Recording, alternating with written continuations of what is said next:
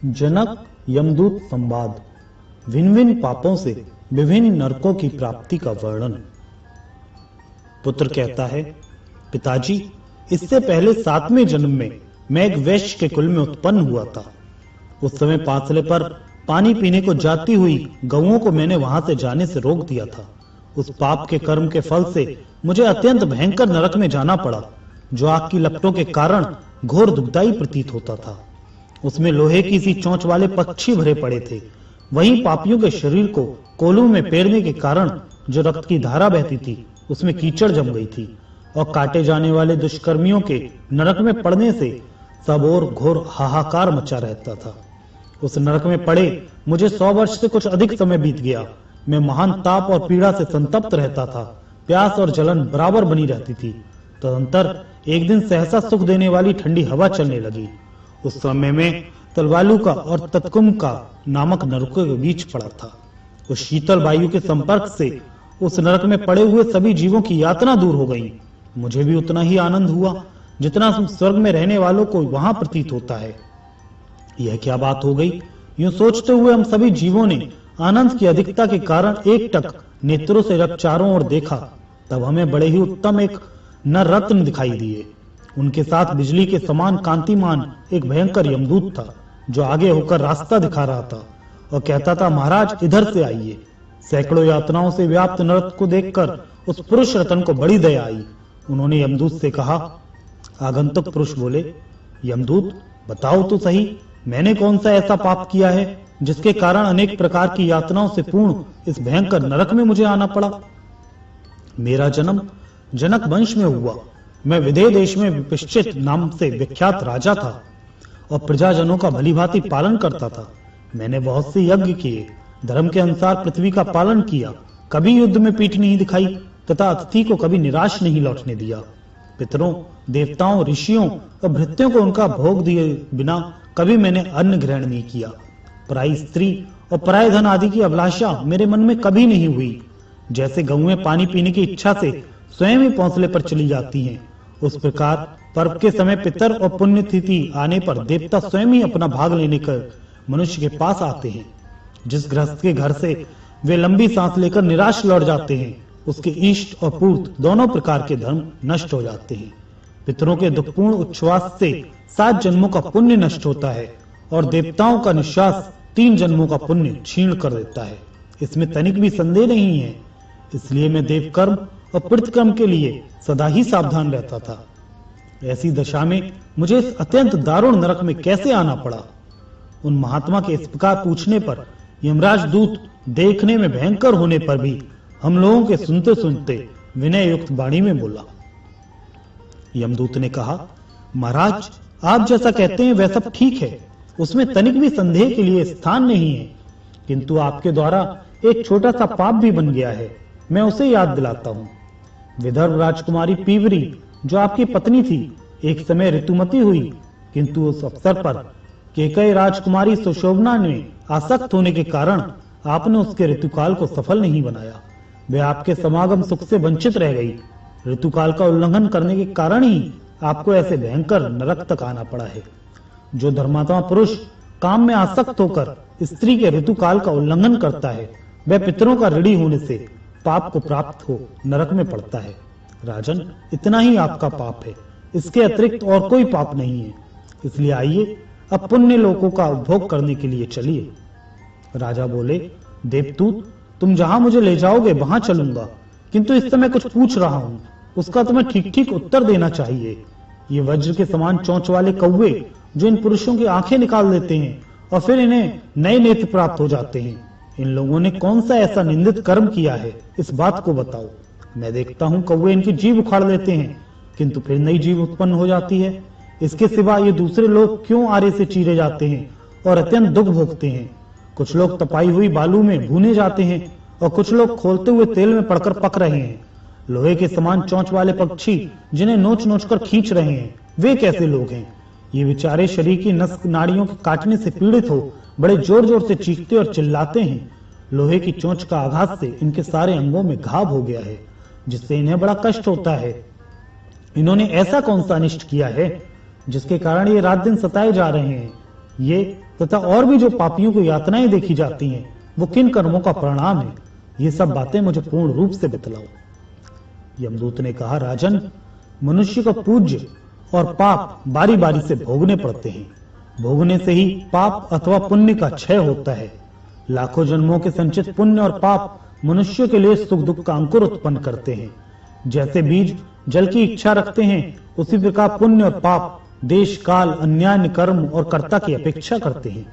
जैसे राह चलते समय कांटे पर पैर पड़ जाने से उसके चुभने पर थोड़ा दुख होता है, उसी प्रकार किसी भी देश काल में किया हुआ थोड़ा पाप थोड़े दुख का कारण होता है।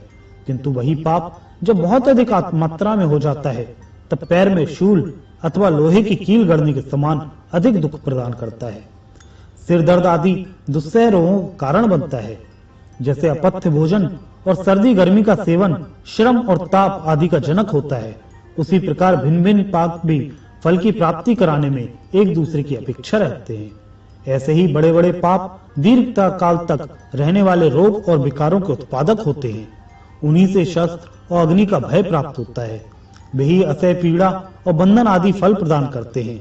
इस प्रकार जीव अनेक जन्मों के संचित पुण्य और पापों के फलस्वरूप सुख और दुख को भोगता हुआ इस लोक में स्थिर रहता है।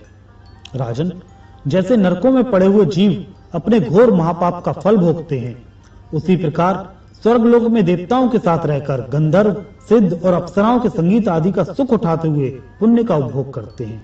देवता, मनुष्य और पशु पक्षियों की योनियों में जन्म लेकर जीव अपने पुण्य पाप जनित सुख दुख रूप शुभाशुभ फलों को भोगता है। राजन, आप जो यह पूछ रहे हैं कि किस किस पाप से पापियों को कौन कौन सी घटनाएं मिलती हैं, वह सब मैं आपको बतला रहा हूँ।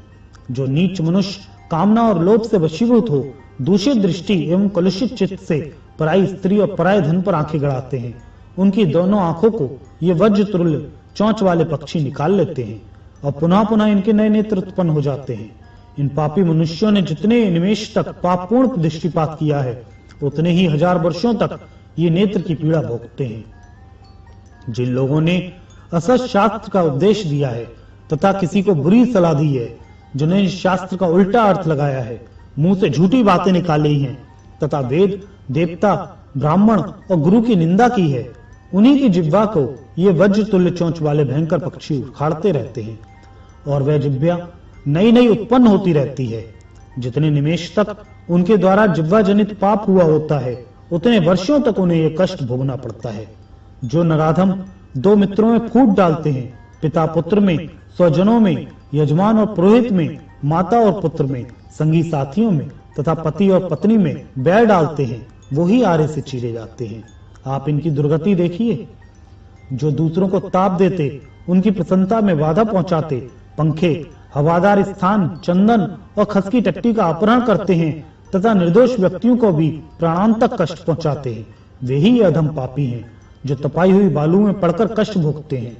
जो ब्राह्मण किसी देव कार्य या प्रतिकार में दूसरे के द्वारा निमंत्रित होकर भी दूसरे किसी के यहाँ श्रद्ध भोजन कर लेता है, उसके यहाँ आने पर ये पक्षी 2 टुकड़े कर डालते हैं।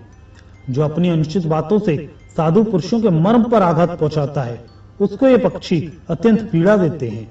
इन्हें ऐसा करने से कोई नहीं रोक सकता। जो झूठी बातें कहकर और विपरीत धारणा बनाकर किसी की चुगली खाते हैं, उसकी जिह्वा के इस प्रकार तेज किए हुए छुरों से 2 टुकड़े कर दिए जाते हैं। जिन्होंने उद्दंडतावश माता, पिता तथा गुरुजनों का अनादर किया है, वे ही ये मीठ, विष्ठा और मूत्र से भरे हुए गड्ढों में नीचे मुख करके डुबाए जा रहे हैं। जो लोग देवता, अतिथि, अन्यान्य प्राणी, मूल वर्ग, अभ्यागत, पितर, अग्नि तथा पक्षियों को अन्न का भाग दिए बिना ही स्वयं भोजन कर लेते हैं, वे ही दुष्ट यहाँ पीव और गोंद चाट कर रहते हैं। उनका शरीर तो पहाड़ के समान विशाल होता है, किंतु मुख सुई की नोक के बराबर रहता है। देखिए, यहाँ वो लोग हैं जो लोग ब्राह्मण अथवा किसी अन्य वर्ण के मनुष्य को एक पंक्ति में बिठाकर भोजन में भेद करते हैं, उन्हें यह विष्ठा खाकर रहना पड़ता है। जो लोग एक समुदाय में साथ साथ आए हुए अर्थार्थी मनुष्य को निर्धन जानकर छोड़ देते और अकेले अपना अन्न भोजन करते हैं, वे ही यहाँ थूक और खंखार भोजन करते हैं। राजन, जिन लोगों ने झूठे हाथों से गौ, ब्राह्मण और अग्नि को स्पर्श किया है, उन्हीं में से ये लोग यहाँ मौजूद हैं, जो जलते हुए लोहे के खंभों पर हाथ रखकर उन्हें चाट रहे हैं। जिन्होंने स्वेच्छापूर्वक झूठे मुंह होकर भी सूर्य, चंद्रमा और तारों पर दृष्टिपात किया है, उनकी आंखों में आग रखकर यमराज के दूत उसे धोंकते हैं। गौ, अग्नि, माता, ब्राह्मण, ज्येष्ठ भ्राता, पिता, बहन, कुटुंब की स्त्री, गुरु तथा बड़े बूढ़ों को जो पैरों से स्पर्श करते हैं, उनके दोनों पैर यहाँ आग में तपाई हुई लोहे की बेड़ियों में जकड़ दिए जाते हैं। उन्हें अंगारों के घेर में खड़ा कर दिया जाता है। उसमें उनके पैर से लेकर घुटने तक का भाग जलता रहता है। जो नराधम अपने कानों से गुरु, देवता, द्विज और वेदों की निंदा सुनते हैं और उसे सुनकर प्रसन्न होते हैं, उन पापियों के कानों में ये यमराज के दूत आग में तपाई हुई लोहे की कीलें ठोक देते हैं। विलाप करने पर भी उन्हें छुटकारा नहीं मिलता। जो लोग क्रोध और लोभ के वश में होकर घोंसले, देव मंदिर, ब्राह्मण के घर तथा देवालय के सवावन तुड़वाकर नष्ट कर देते हैं, उनके यहाँ आने पर वे अत्यंत कठोर स्वभाव वाले यमदूत इन तीखे शस्त्रों से शरीर की खाल उधेड़ देते हैं। उनके चीखने चिल्लाने पर भी ये दया नहीं करते। जो मनुष्य गौ, ब्राह्मण तथा सूर्य की ओर मुंह करके मलमूत्र का त्याग करते हैं, उनकी आंतों को कौवे गुदा मार्ग से खींचते हैं।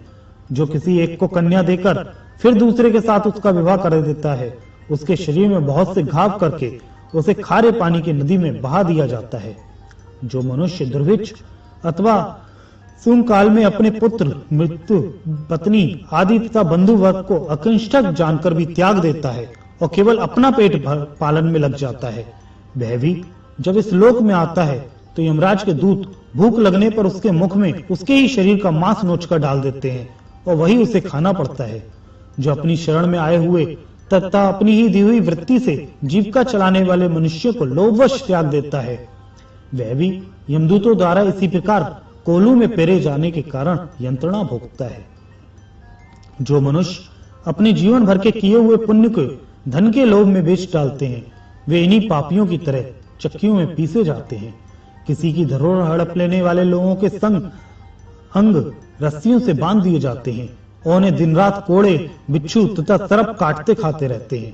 जो पापी दिन में मैथुन करते और पराई स्त्री को भोगते हैं, वे यहाँ भूख से दुर्बल रहते हैं।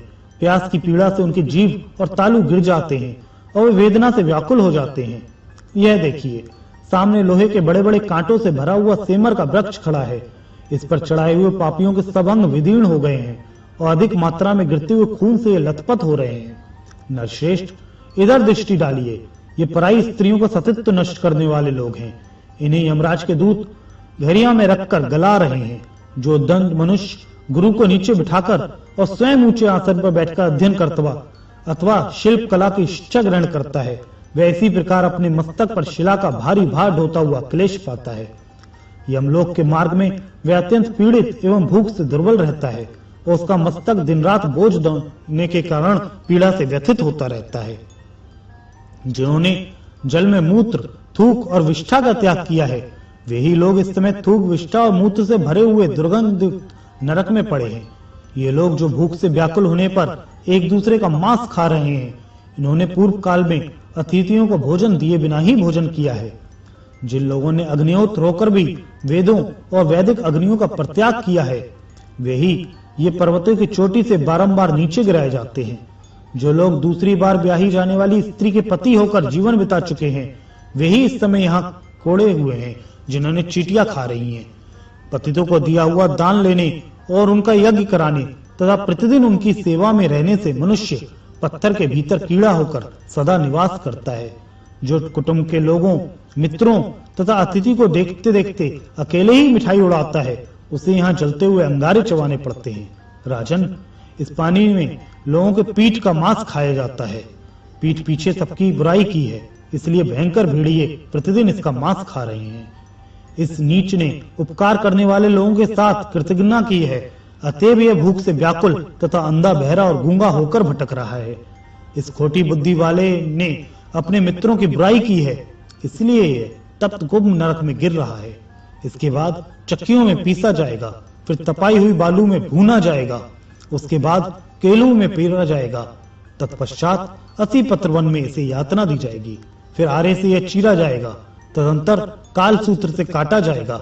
इसके बाद और भी बहुत सी यातनाएं इसे भोगनी पड़ेंगी। इस पर भी मित्रों के साथ विश्वासघात करने से इसका उद्धार कैसे होगा, ये मैं भी नहीं जानता। जो ब्राह्मण एक दूसरे से मिलकर सदा श्रद्धान भोजन करने से ही आसक्त रहते हैं। उन्हें दुष्ट सर्पों के सर्वांग से निकला हुआ फेन पीना पड़ता है। स्वर्ण की चोरी करने वाले, ब्रह्म हत्यारे, शराबी, ये चारों प्रकार के महापापी नीचे की ओर धधकती हुई आग के बीच में झोंककर सब ओर से जलाए जाते हैं। इस अवस्था में उन्हें कई हजार वर्षों तक रहना पड़ता है।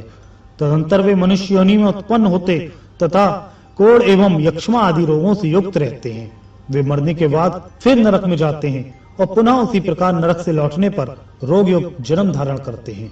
इस प्रकार कल्प के अंत तक उनके आवागमन का एक चक्र चलता रहता है।